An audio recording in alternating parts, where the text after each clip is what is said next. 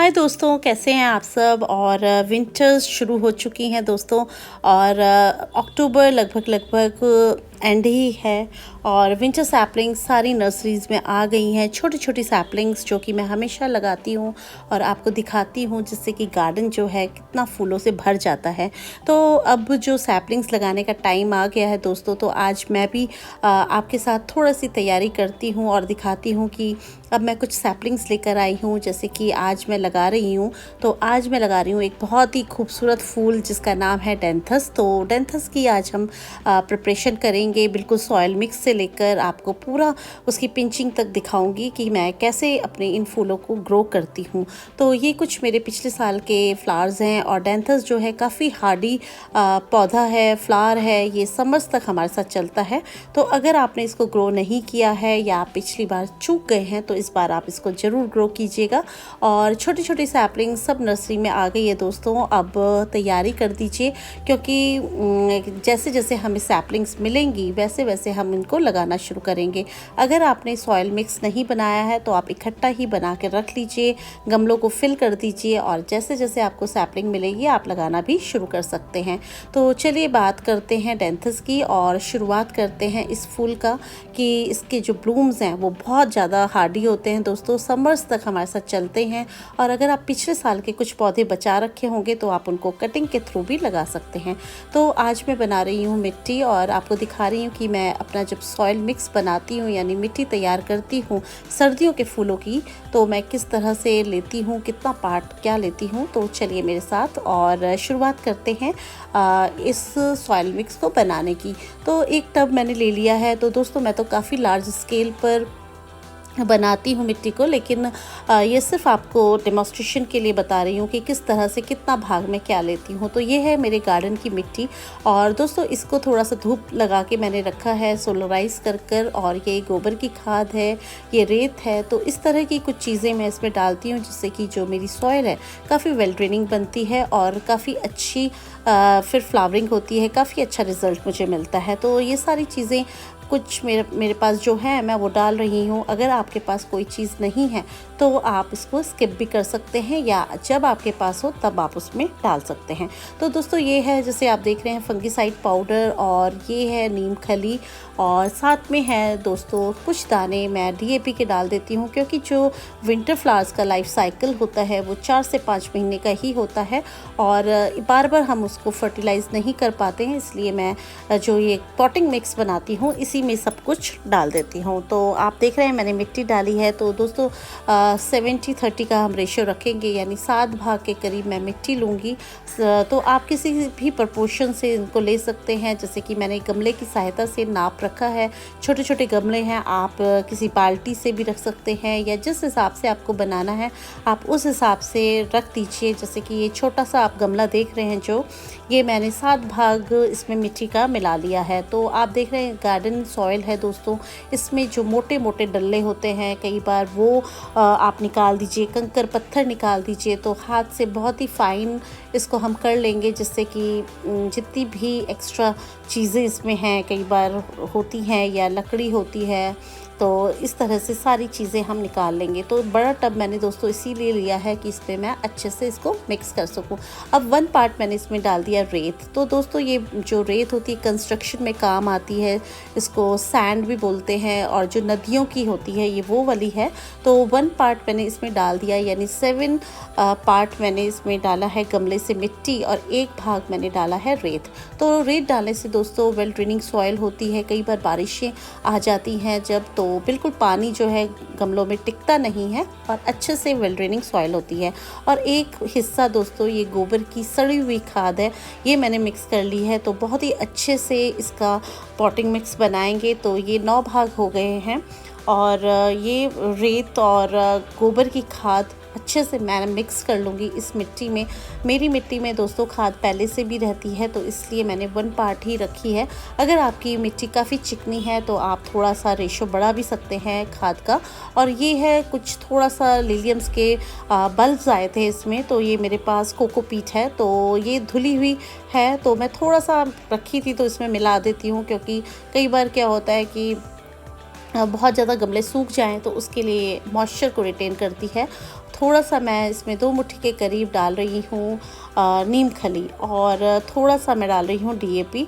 तो दोस्तों ये जो डीएपी के कुछ दाने हैं, वैसे तो आप ऐसा मतलब बाद में भी डाल सकते हैं अगर आपके पास नहीं है, और ये है फंगिसाइड पाउडर। तो मैं सबको मिलाकर एक बार में ही बना देती हूँ, और जो डीएपी है वो बहुत स्लो रिलीज़ होता है, धीरे-धीरे घुलता है मिट्टी में, तो इसका ऐसा नहीं है कि कुछ नुकसान होगा। तो अगर आप चाहें तो पॉटिंग मिक्स में भी उसको डाल सकते हैं। देखिए इस तरह से बिल्कुल बारीक कर लीजिए, जितने भी मोटे डल्ले हैं या पत्थर हैं उन सबको आप चुक दीजिए, उनको बिल्कुल ही अच्छे से अपनी पॉटिंग मिक्स को तैयार कीजिए। बहुत ही वेल ड्रेनिंग सॉइल मिक्स बनाइए दोस्तों, क्योंकि सारा जो सैपलिंग्स है वो इतना सॉफ्ट मीडियम होगा, उतने में ही अपनी बढ़िया रूट्स को फैलाएगा। अब ये देखिए, ये जो मैं आपको गमला इसलिए दिखा रही हूँ कि इसमें कितने सारे ड्रेनेज होल्स हैं। तो क्या है कि इसमें हमें गिट्टी लगानी है। जो पुराने टूटे हुए गमले होते हैं आपके मिट्टी के, तो आप उनको रख सकते हैं उल्टा कर कर इस पर, और इससे क्या होता है कि ड्रेनेज अच्छा होता है। आप पानी अगर डाल रहे हैं तो बिल्कुल अच्छे से धीरे धीरे पानी निकलता है, और जो मिट्टी है उसमें मॉइस्चर बना रहता है। अगर हम ये गिट्टक नहीं लगाएंगे तो पानी एकदम से निकल जाता है, और कई बार जो छेद होते हैं वो बंद भी हो जाते हैं मिट्टी से। तो इसलिए आपको नीचे गिट्टक लगानी ज़रूरी है, उससे एरिएशन भी बना रहता है, और एक्स्ट्रा पानी भी कई बार ये गिट्टक अपने अंदर होल्ड कर लेते हैं और नमी बनी रहती है। तो दोस्तों बस इसी तरह से आपको बहुत ही अच्छी सी पॉटिंग सॉइल तैयार करनी है, जिससे कि छोटी छोटी सैपलिंग्स अच्छे से ग्रो हो और अपनी रूट्स को अच्छे से फैलाए। तो इस तरह का सॉइल मिक्स आपको बनाना है, और जितने भी विंटर के फ्लावर्स हैं उनके लिए सेम मैं एक ही जैसा लेती हूँ सॉइल मिक्स और इसमें लगाती हूँ। अब मैं आपको दिखाती हूँ छोटी छोटी सैपलिंग्स। तो दोस्तों ये सैपलिंग्स मैं लाई थी, और मेरे पास गमले उस वक्त खाली नहीं थे, तो मैं इस वक्त इनको मैंने इस पूरे एक बड़े से टब में लगा दिया है, और अब मैं धीरे धीरे से इसमें से निकाल कर इसको लगाऊंगी। ये देखिए टोकरियाँ हैं, और टोकरियों से कितनी अच्छी रूट्स इसकी बन गई हैं।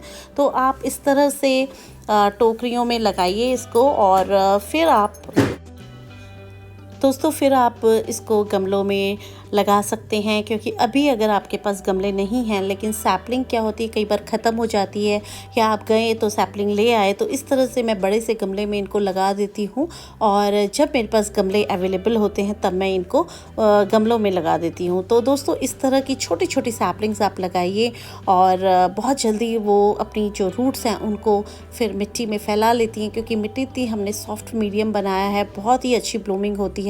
तो इस तरह की सैपलिंग्स आप लगाते हैं तो आप ऊपर से पिंचिंग भी कर दीजिए, जिससे कि आपका जो पौधा है वो घना होगा, और जब आप गमलों में इनको लगाते हैं तब भी इनकी पिंचिंग कर लीजिए। तो दोस्तों कई बार क्या होता है कि हम सैपलिंग लाते हैं और बहुत ही ज़्यादा छोटी सैपलिंग में ही फूल आ जाते हैं, और हम बहुत ज़्यादा खुश हो जाते हैं कि अरे वाह हमारी सैपलिंग में तो फ्लावर्स आ गए। तो हमें एक दो फूल नहीं लेने हैं, हमें बहुत सारे फूल लेने हैं। इसीलिए देखिए ये छोटी छोटी सैपलिंग्स मैंने लगाई थी और इनमें फ्लावरिंग आ गई है। तो क्या होता है कि इस छोटी छोटी जब सैपलिंग पे फ्लावर आ जाते हैं और हम खुश भी बहुत हो जाते हैं, लेकिन इतने से फूलों से तो काम नहीं चलेगा, क्योंकि गमले इतने बड़े हैं और सैपलिंग इतनी छोटी है। तो इससे अच्छा है कि हम इनको कट कर दें, और जो हमारा प्लांट है वो बुशी होगा। बुशी होने से वो जो खूब सारी फिर कलियां आएंगी और फ्लावर्स खिलेंगे। तो आज मैं आपके साथ यही काम कर रही हूँ, और दोस्तों इसीलिए मैंने सोचा कि आपको भी दिखाया जाए कि जब हम छोटी छोटी सैपलिंग्स लगाते हैं तो फिर इनको हमें ऊपर से पिंच कर देना चाहिए। जितने भी फूल हैं उनको हमें कट कर देना चाहिए, जिससे कि जो प्लांट है उस पर ज़्यादा प्रेशर ना पड़े, और फिर वो अपने रूट्स को बहुत अच्छे से मिट्टी में फैलाए, और जो कलियां हैं वो बाद में हम लेंगे जब हमारा पौधा घना हो जाएगा। तो दोस्तों ये सारा काम आज मैं कर रही हूँ। जितने भी आप देख रहे हैं ये प्लांट्स हैं, इनके ऊपर से मैं इनको पिंच कर रही हूँ, फ्लावर्स को काट रही हूँ। और दुख तो बहुत होता है जब हम किसी फूल को काटते हैं, लेकिन सिर्फ ये फूल इसीलिए खिलाए हैं कि जब कलियां आ गई थी तो मैंने सोचा आपके साथ ही इनकी पिंचिंग भी की जाए। तो बस ऊपर से इनको कट कर देंगे और जितनी भी कलियां हैं उनको भी हम कट कर देंगे, क्योंकि पौधा जो है हमारा बहुत छोटा है अभी, और अभी हमें इसके फ्लावर्स नहीं लेने हैं। तो क्या होगा कि जब इसमें बहुत सारी, जैसे मैंने काटा वहाँ पे, एक कट की जगह चार कल्ले आएंगे और फिर वो उतनी ज़्यादा हमें ब्लूमिंग भी देंगे। तो दोस्तों इस तरह से कोई भी, जैसे कि डेंथस हो गया, और काफ़ी सारी सैपलिंग्स ऐसी होती हैं जिनको कि हमें ऊपर से हम पिंच कर देते हैं, और ये छोटे छोटे फूल आप देख रहे होंगे ये सब डेंथस के हैं, और कितनी छोटी छोटी सैपलिंग्स पे ही ये फ्लावरिंग हो गई है, क्योंकि ये हाइब्रिड पौधे होते हैं दोस्तों जो सैपलिंग्स में लाती हूँ, और वो छोटे पौधे पे ही एकदम से कलियां आ जाती हैं, फूल आ जाते हैं। लेकिन क्या होता है कि वो जब इतने से फूलों से हमारा कोई भी काम नहीं चलेगा, ना मज़ा आएगा, तो अच्छा है कि हम थोड़ा सा टाइम ले लें। और अभी तो विंटर की शुरुआत है और हमें तो स्प्रिंग गार्डन की तैयारी करनी है, तो हम इन सबको दोस्तों हमें फिर जो फ्लावर्स हैं वो हमें स्प्रिंग गार्डन के लिए लेने हैं। तो मैं वही आपको बता रही थी कि इस टाइम पे आप पिंचिंग कर दीजिए, और जिस टाइम पे फ्लावर्स खिलेंगे आपके सारा गार्डन आपका पूरा फूलों से भर जाएगा। तो बस इसी तरह से दोस्तों डेंथस को लगाना है। डेंथस के फ्लावर्स जो हैं बहुत खूबसूरत होते हैं, बहुत सारे कलर्स में आते हैं, जैसे आप ये देख रहे हैं पिंक है, डार्क पिंक है, और इसमें बहुत सारे कलर्स आते हैं, वाइट आता है, रेड आता है, और कटिंग लिए हुए होते हैं, प्लेन कलर्स आते हैं, शेडेड आते हैं। बहुत सारा डेंथस का जो है कलेक्शन मैं करती हूँ, और आपको जैसे जैसे इसकी सैपलिंग्स मिले आप वैसे वैसे ले सकते हैं।